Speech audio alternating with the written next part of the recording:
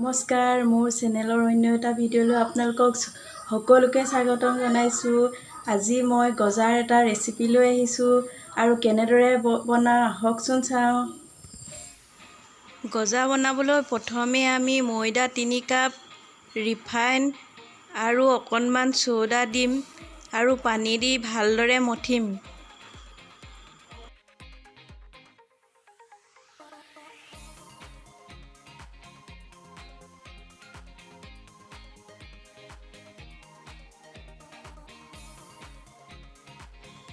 এনেদৰে ভালদৰে মঠাৰ পাছত সামগ্ৰীখিনি আমি 5 মিনিটমানৰ কাৰণে ঢাকি ৰাখিম আৰু চেনি চিৰাপটো বনাম।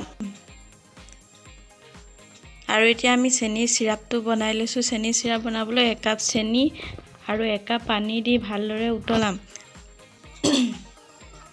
আৰু উতলি থাকোঁতে আমি অকণমান নেমু ৰস দি দিম।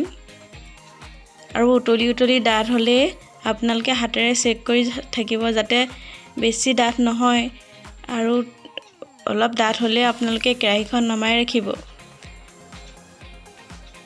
আৰু এতিয়া আমি বনাই থোৱা ময়দাখিনি ভালদৰে বেলিম আৰু গজাকেইটা ভালদৰে কাটিম।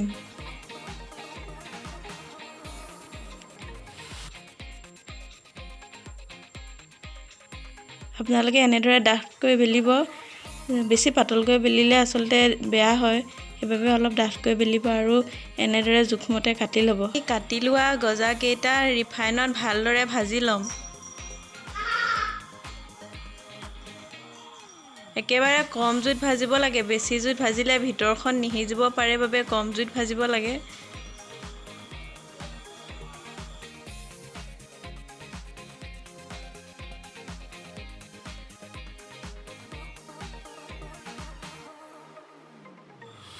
আমি এতিয়া ভাজি লোৱা গজাকেইটা চেনি চিৰাপটোত অলপ গৰম কৰি ল'ম, তাতে দি দিম আৰু অলপ পৰ গৰম হ'বলৈ দিম আৰু কেৰাহীটো নমাই ৰাখিম।